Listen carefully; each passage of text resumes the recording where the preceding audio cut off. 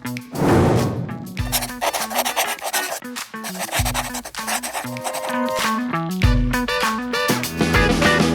stat is 1 in 3 women experience violence in their lifetime, and that's with a 20% reporting rate. So we know it is way higher than that. This is a federal problem. This is not a state level problem. I've combated it at a state level for 16 years in this community, both through a nonprofit I started and built for 12 years and then with SOS. I actually took a 6-month class on what it would look like to run for politics. I could not get it out of my gut and my heart and my head that Congress was the right next step. I'm like, I want to run for Congress. For founders, the advice never ends, so discernment becomes a valuable skill. Think of this show as practice. I'm Lindsay Chupkema, and this is Actually I Can. Good conversations about bad advice. Let's get into it. I'm Joy Hoover, founder and CEO of Esōes Cosmetics and a current candidate for U.S. Congress in Nevada's 1st District. Yeah, you are. And I'm so excited to talk with you today because I can only imagine the amount of advice that you are getting from every angle right now.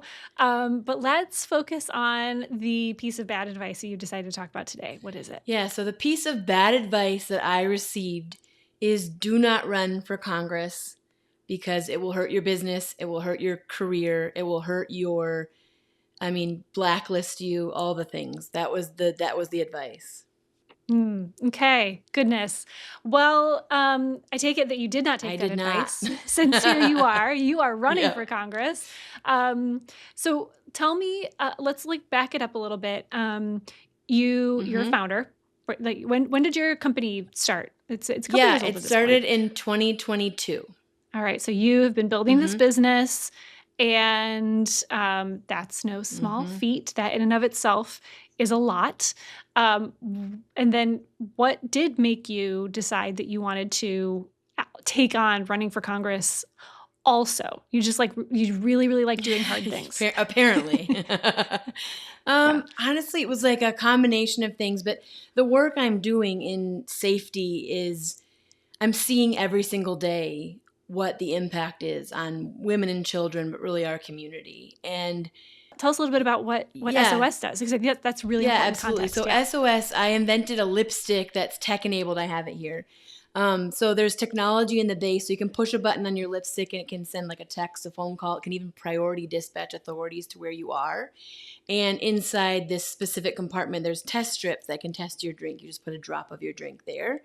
So really fighting the epidemic of sexual and domestic violence. We ship to over 50 states, and we're hearing great feedback on how it's helping, but the violence is increasing by about 2.89% every single year. And you can't hear those statistics and hear every single day the stories that we hear without saying what's next. Where's the other safety net for women and children specifically?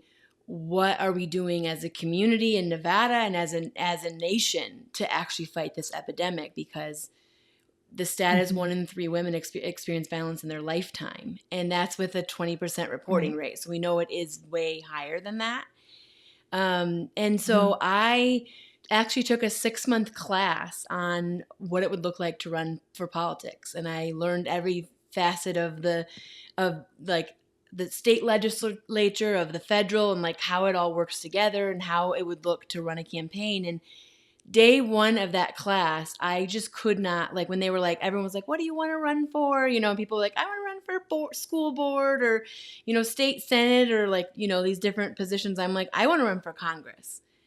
And right away they're like, no, you don't want to do that. I'm like, yeah, I really do. It was just something innate in me that this is a federal problem. This is not a state level problem. It is a federal problem. And it is, I've combated it at a state level for 16 years in this community, both through a nonprofit I started and built for 12 years and then with SOS. But every single time we provided resources, served someone at a resource and support-based level, if legislature didn't meet that, there would always be a gap and people would fall through the cracks. And so for me, it just seemed like I talked to our legislators. I had tons of meetings and conversations about this issue. And the fact in Nevada, is that we are at the highest level for trafficking, sexual and domestic violence. In fact, our domestic violence number, instead of being 1 in 4 nationally, is 1 in 2 here in Nevada. So it's every other Wow. woman. Wow. Every time I would talk to legislators, it would be like, yeah, let's do this. And then there would be nothing to happen. So it's funny Hmm. because early on in my career, when people would ask me, oh, are you going to ever run for office? And I'd say, no, nothing ever gets done in office. Why would I run for office? And then over time, I started realizing, oh, stuff can get done in office. You just have to be the right Hmm. person to actually do the hard things, push the hard things through. And so, yeah, Right. I officially decided to run in August of 2025. And it has been such a crazy journey. It's a crazy journey. Yeah, And, it's interesting you talking about the decision to run because nothing gets done, and then you're like, oh wait, something could get done. That's not unlike a founder totally. story. That's like, oh, here was this problem and nobody was solving it. And so many founders end up becoming founders not because they want to run a Mm-hmm. business or be a Mm-hmm. CEO or go get venture capital or like figure out Yep, logistics. It's because they want to solve a absolutely. problem. And it's so obvious. I mean, you don't need to spend a whole lot of time with Joy Hoover to know how mission driven and purpose driven and like results oriented and what a big caring heart you have. And you are a doer, you are a difference maker. And so to me, it's an obvious, I mean, it makes perfect sense to me. But you're saying that people told you not to. Specifically from the as a founder, so like as the founder of SOS Mm-hmm. Cosmetics, were were you hitting pushback because of what it would mean to the business, or like you couldn't do it all, or where do you think that came from? Yeah, I mean, it came from ultimately the establishment. So the establishment in politics of just not wanting me to go up against the grain, right? Like keep things the status quo, Hmm. keep things the way they are, which is interesting, right? Because the definition of insanity is doing the same thing over and over, expecting different results. And that's what I kept telling them. Like, if we don't do anything different, we are going to get the same results. And how are Nevadans doing right now? How is our nation doing right Hmm. now? And I think it is very similar. I will say this run for Congress is actually very similar to building a company because it's building a campaign. It's building a brand that all is centered around what I'm going to do, right, for the community. And when you Right. build a product, it's what is your product going to do for the community? Essentially, I'm the product, right? And we say I'm kind of the Hmm. avatar. I'm the avatar of a representation of this community as a whole. What is this community looking for, and how can I represent us best, both in DC and here in Nevada? And I guess I didn't really, when you start a company, I think you sort of expect pushback, not all of it that you get. I mean, when I first started Right. SOS, people told, when I would pitch investors, I would hear, why does anyone need that lipstick? And I was shocked at that as the reaction. I guess I shouldn't be. But after 12 years of this work in anti-trafficking and anti-violence, I thought, well, at least people are somewhat educated on the need of the community. And they weren't. And so with Congress, I guess I didn't really, you don't really know something until you're in the inside of it, right? And I think that's what's so Hmm. powerful about founders, to be honest, is because we're delusional enough to believe that we can do whatever it takes to make something happen. I call it a mix of passion and delusion. And right. And Absolutely. so Yeah. it's Yes. important to have passion and delusion because it pushes you through every single obstacle that comes. And that has Hmm. really honestly lent well to itself because this what I'm trying to do here in Nevada has not been done since 1972. And I sort of knew that when I started. Like, What? I knew that this was a very difficult road to try to run, right? Um, but looking at kind of the logistics of what beating an incumbent looks like. So the person that's in office right now has been in office for her tenure for 37 years, in this position for 14. Wow. So this is someone who's Wow. extremely established in the community. She's done a lot of great work in the community.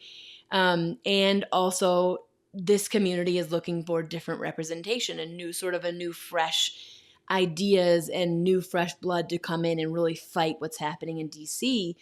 And so that's kind of what I was excited about to bring. And then getting that advice, I was like, what? Like, Yeah. why would you not want this? Why would you not want someone who has served in Right. my community for 16 years, who has proven time and time again that I'm not a politician, but instead I am an everyday person who gets shit done. And I am Right. someone who has stood with marginalized community members for year after year after year to provide resources like healthcare, legal support, therapy, you name it, education, schooling, and also job training. And so for me, it seemed like I can actually just bring this into a more of on a national scale of what we've been doing. And by the way, we've been doing it. I've been doing it on a national scale because I built a national nonprofit in 12 years that was one of the top 10% in the nation because we were serving thousands and thousands of people. And so Right. for me, getting that advice and then hearing more about like this 1972, I've been studying what happened in 1972. It was a sort of similar thing where someone had been in office for 10 terms and they were really wanting new blood and new experiences, and they just couldn't get that. And this 34-year-old guy was like, all right, I'm going to try it, ran against him and won. And it's never Hmm. happened since. And this Wow. seat has been held by two different people for the last 28 years. The more I hear from everyday people in this community, and there's 788,000 people in this district, it's a quarter of the state, the more I am committed to this, because it is Mm-hmm. a seat that the people put you into the seat, and it should be a seat that Sure. those people feel represented at every level, and people aren't feeling that right now. Mm-hmm. And so Yeah. yeah, I joke and say it hasn't been done since 1972, so obviously I think I can do that. Obviously. I do too. Well, and it's interesting because I love that you use the word delusional. That's one of my like Uh-huh. favorite words lately, and passionate has been one of my favorite words for a long time because founders need to be a little delusional and very, very passionate, and not unlike somebody who's running for Mhm. political office. I mean, you've got to have a vision. You have to be able to see something that maybe no one else sees and help everybody else see it Mhm. too. It's about leading a movement. It's about getting buy-in. And so, we hear a lot about what a founder should Mhm. be and what a typical founder looks like and acts like and what they should be like, what their pedigree should be. I was none of Mhm. those things as a founder. And I would imagine the same is true for political office. So what has that been like for you to kind of, is that natural? You're like, people have been telling me who to be forever, or Yeah. are you like, oh, this again? Like, what's that experience been like as you take on this new, Yeah, journey? absolutely. I think it's a great question, and again, I think it does help that when I was 23, I stepped into nonprofit with zero nonprofit experience. Worked for 12 years to build it to top 10%. Then when I was in 2022, I started SOS and had zero tech experience and zero. I'm not a scientist. I'm not an engineer, right? And people were like, "There's no way you're gonna do this," and I did it, and I won top tech of the year in 2024 for this product. Um, Yeah, you did. and so I think it's sort of been like who I am is someone that starts something with that delusion and passion and then just powers through with the support of the community and building a movement, right? And I love that. It's something that's so intrinsic in who I am. And so it wasn't new to me that people were like, "You've never run for office. Why would you start at the federal level? You aren't, you're fairly new to like the political game." Which I'm not that new to the political game because I have actually passed legislation on a local level for years, working with lobbyists and working with the community to hear what the community needed and to really fight for that in the legislature. But yeah, this is atypical, right? You don't typically start on the federal level. And I get asked that question all the time. And my answer is the same as what I told you, which is if we don't have resources plus legislative support at a federal level, we will continue to see people fall between the cracks. And it keeps me up at night. Like, it genuinely keeps me up at night knowing that there are people in my neighborhood and down the street from me in a city over, right, that are being harmed, and there is nothing being done in the community, and there's nothing been being done for a long time. And to Yeah. me, it's delusion and passion, but it's also like the belief that it can get better, right? Which optimism. I think optimism in a time like now is a difficult thing to find, but I think action is a great antidote to despair. Oh, And same. stepping up every day to take action towards something that is truly will make our community better, I'm committed to it, is a good antidote for me to what is happening in the world right now. So we've known each other for, I don't know, year and a half, because of like some Mm-hmm, political things that we mm-hmm. were involved in. And so I've been following you ever since. And so when you announced that you were running, it was the most natural thing to me. I was like, yes, yes, more of this, more please, because you, as I said before, I mean, you are so passionate and you are such a doer and you see injustice and you're not like, oh, that's terrible. You're like, and what are we Mm-hmm. going to do about it? Here's what I'm doing about it. So that said, I want to know two things. First, what was your first reaction when you got the advice Mm-hmm. not to run? Like, did you even consider it, or did it just fuel you? And then two, I want to know if you think more founders Yeah. should run. Yeah, But great first, question. what was your reaction when you got that It terrible really advice? was. It did stop me in my tracks because I really did. I don't like doing stuff it's delusion and passion with also like the belief that it can be done, right? So like, I think like, yes, that is the delusion and that is the passion, but there has to be some sort of level of reality and realistic likeness in what you're doing. And so I really did for months tried to say like, no, this is not right, like I'm not going to do this, and even considered and actually looked into other seats, like a state level seat, but I could not get it. So you considered Yeah, starting yeah, smaller. exactly. But I could not get it out of my gut and my heart and my head that Congress was the right next step. And that was for a variety of reasons. The timing for our family was not good at all. The situation of the political atmosphere is not great, but the momentum is great. And the feeling around of every time I would talk to someone who would say, please do this, like, please, we need something different. And no one else has the courage to do it. And so I thought, like, well, if not me, then who? And there was going to be no one. And again, every 2 years, like they've canceled primaries and things like that because there's no one in the seat willing to run up against this particular congresswoman. And I always say, like, this is not a campaign against that person. It is a campaign for the people, Mhm. which we've never really had in Nevada.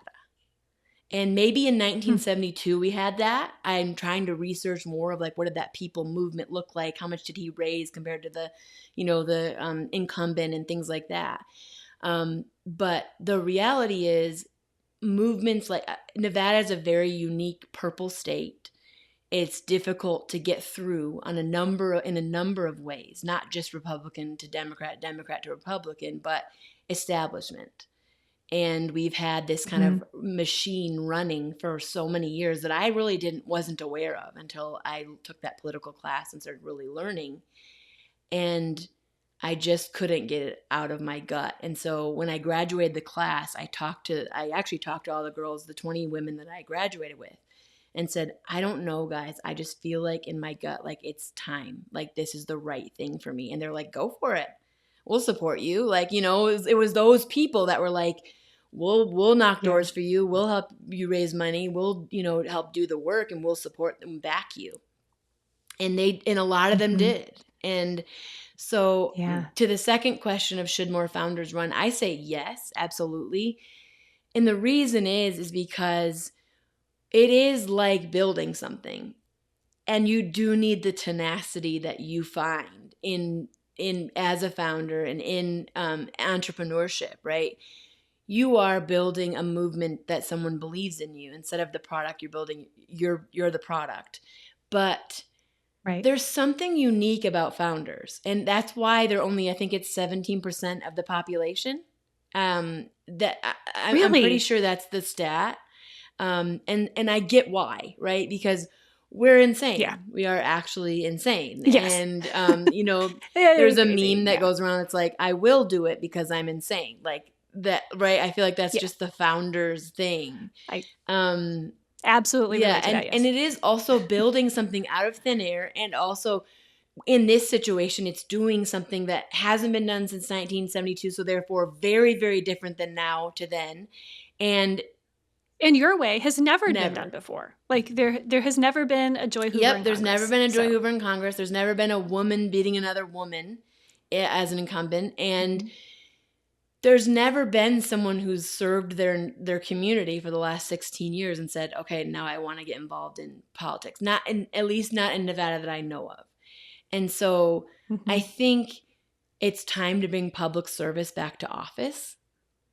And I think it's time to bring that delusion and passion that you learned in entrepreneurship into office, because that is where the change happens. And the change happens when you Mm. believe there is no other way other than your way now, that you're choosing to step into it. And then getting the other people on board. I think we're so good at that in entrepreneurship because it's required. Oh, for If you sure. don't get people on Yeah. board, whether it's investors or customers or followers on social media, it's all of that, right? And I'm really proud of what we built with SOS and how much we've been able to build that community and build that the strength around it.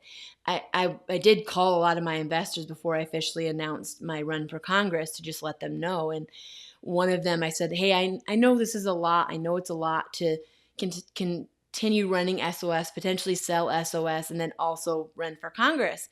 And she said to me, "Have you met you?" Ah, I And I love was that. like, thank you Oh, so much for goodness. that, right? Because you need those people. That speaks to the Yeah, that speaks to I was just gonna say that. You that speaks to the importance of getting the right people in Mm-hmm. your corner from Mm-hmm. all over the place. I mean, you are very, very open about how amazing and supportive your family is and what a big cheerleader and just amazing support your husband is. But like all your investors they invest in Mm-hmm. you. And this is a whole other topic, but like so many founders need or at least believe they need the funds, and so they take the check without being super Mm-hmm. sure that they're bringing in the right Mm-hmm. partners, the types of partners who would react the way your Yeah. investor did. Because so many founders would get an immediate, like, Mm-hmm. absolutely not. Your job is to run this company. It's a distraction. If that's what you're going to do, you're out. But to have that reaction from your investor, which is like, have you met you? I love that. That's huge. I mean, the importance of getting the right people around you cannot be Agreed. underestimated. And I do have, because all my investors are angel investors, I have 100 investors. So a couple of them reacted in the way of like, what are you doing, which Sure. is expected, of course, and why I gave Yeah. them the courtesy of letting them know ahead of time before they just like heard it in the news. Sure. But yeah, I think it is so pivotal to have those people behind you that when you go, my gut is telling me to keep going on this, that they go, okay. And that was definitely my husband too. Like at first he was like, babe, please no, please no. Like we're not Can we just like doing this. sleep Yes. maybe? We weren't even living in our home yet because we had been, Yeah, that's a whole yeah, we thing had a too. fire on July 8th, 2024. And so by August 2025, we weren't even living in our home. We were still displaced. We were displaced 419 total days. So we've only been in this campaign, we've only been back in our house for 5 months of this campaign. Oh I my goodness, know. Joy. So, Like you said, you have to be a little yeah. crazy to do this. But thank goodness you are, because that's how Yeah, change happens. exactly. And I think if we use our experiences, they lend to the next thing, right? And to me, fighting corporations and the insurance company for 419 days was another kind of like nail in the coffin for me of like, what are we doing? How are we allowing Yeah. corporations to hurt working class people like this every day? And if I was able to literally pull the CEO of that company, that corporate company, and on emails to say, you will get my family back in. We will get flooring. We will get X, right? But what if someone couldn't do that? Then what? And Right. the saying is that we're all one potential disaster or one paycheck away from homelessness. And I think it's never been Yep. truer than it is now. Oh, And for sure. so to For me, sure. that was just another layer of, I need to fight for us working class, because there's so many more of us, but corporations and billionaires are winning right now. And how are we just going to allow that to continue happening when the people Right. need to know that they have power? Mm-hmm. Yeah. And value and somebody, again, talking about people in your Yes. corner. Yep. So, okay. So you got to be crazy to be a founder. You got to be a little crazy to run for Definitely. office. You've had your share of bad advice. But let's counteract that, counterbalance that with some good advice. What advice would you share with a founder building a company, or whether or not they're getting kind of the nudge to maybe run for office or to do something bigger than people think they should? I think the biggest start is know your why, know how deep your why goes, right? Because there's going to be days where you're like, what the hell did I just sign up for? And you can't really get out of it that easily. So you need to know that you're in it to win it, in it to the hardest days and then some. So I think that is deep, know your why. And then once you do know your why and it feels like your gut is just like, there's no other option than this. You've got to do this, right?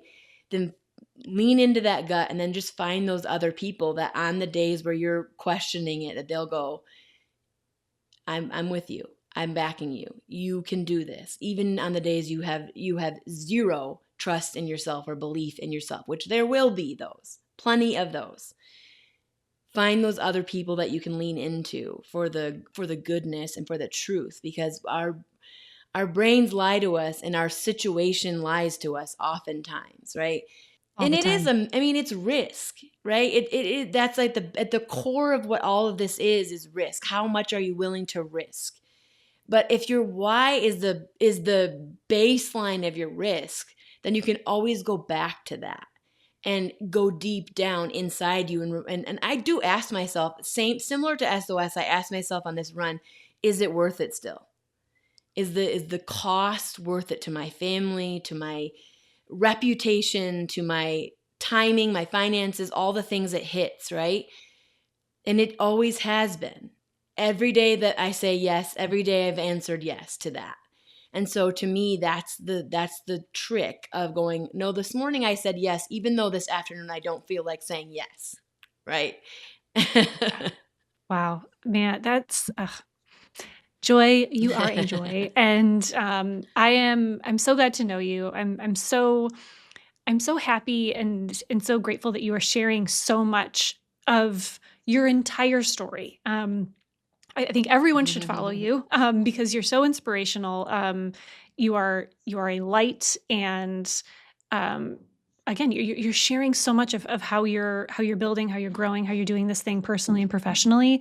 And I think that the world needs more of that and more of you. And I wish you all the goodness. I wish you all sorts of good things. And thank you so much for being here and for sharing a piece of it here today. Thank you so much for having me. And feelings are truly mutual, Lindsay. Thanks for joining me for Actually I Can. Don't forget to subscribe on YouTube so you never miss an episode. And look for me over on Substack, where I write for founders every week and actually go a lot deeper on some of these conversations to give you more information about how it all aligns to the BRAVE framework and the founder's journey. Remember, discernment is a valuable skill. Think of this show as practice. Go do something brave today. Thanks for joining me on Actually I Can. We'll see you next time.